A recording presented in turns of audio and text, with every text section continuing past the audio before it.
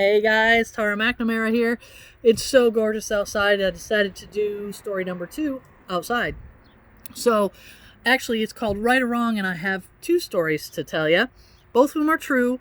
You guess the significance. Story number 1. Many years ago, Al Capone virtually owned Chicago. Capone wasn't famous for anything heroic. He was notorious for enmeshing the Windy City in everything from bootleg booze to prostitution and murder. Capone had a lawyer named Easy Eddie, and he was really good at his job. Eddie, he was called Easy Eddie for a good reason. In fact, Eddie's skill at legal maneuvering kept Capone out of jail for a really long time. And to show his appreciation, Capone paid him very well. Not only was the money big, but also Eddie got special dividends. For instance, he and his family occupied a fenced-in mansion with live-in, help, and all the conveniences of the day. The estate was so large that it filled an entire Chicago city block. Eddie lived the high life of the Chicago mob, and he gave little consideration to the atrocity that went on around him. But Eddie did have one soft spot, his son.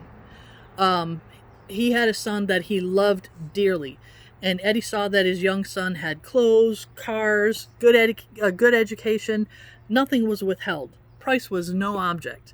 And despite his involvement with organized crime, Eddie even tried to teach him right from wrong. Eddie wanted his son to be a better man than he was.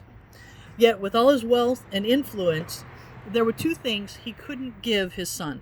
He couldn't pass on a good name or a good example. One day, Easy Eddie reached a difficult decision.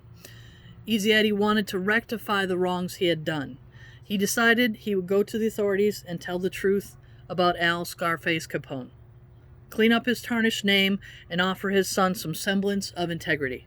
He knew that to do this, there would be huge consequences. He would have to testify against the mob, and he knew that the cost would be great. He really pretty much knew that was going to be the end of his life. But he testified, and within the year, Easy Eddie's life ended in a blaze of gunfire on a lonely Chicago street.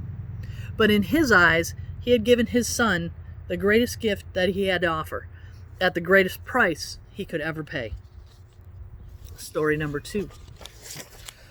World War II produced many heroes. One such man was Lieutenant Commander Butch O'Hare. He was a fighter pilot assigned to the aircraft carrier Lexington in the South Pacific. One day, his entire squadron was sent on a mission.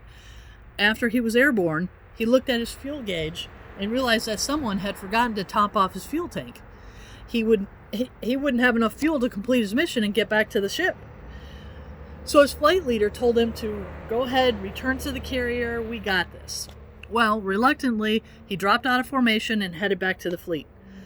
As he was returning to the mothership, he saw something that just turned his blood cold. A squadron of Japanese aircraft fighters were speeding their way towards the American fleet.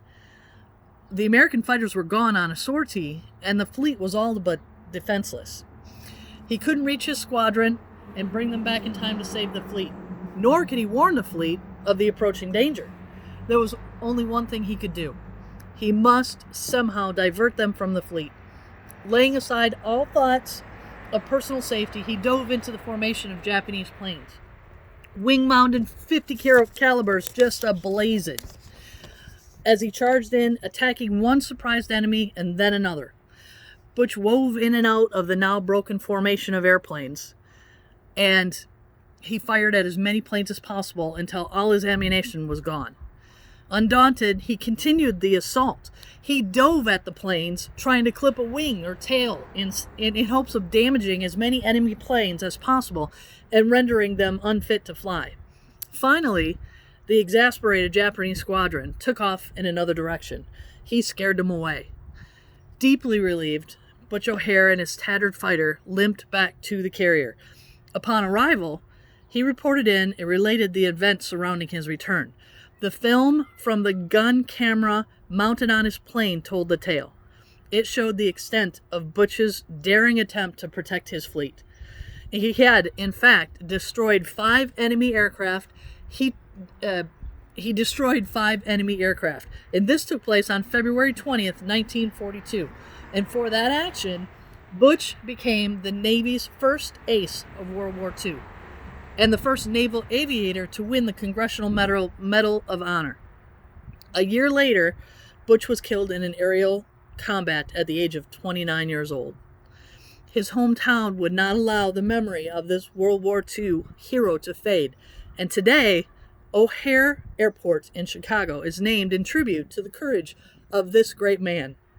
So, the next time you find yourself at O'Hare International, give some thought to visiting Butch's memorial displaying his statue and his Medal of Honor. It's located between Terminals 1 and 2. So what do these two stories have to do with each other? Have you guessed it yet? Butch O'Hare was Easy Eddie's son. Have a great day.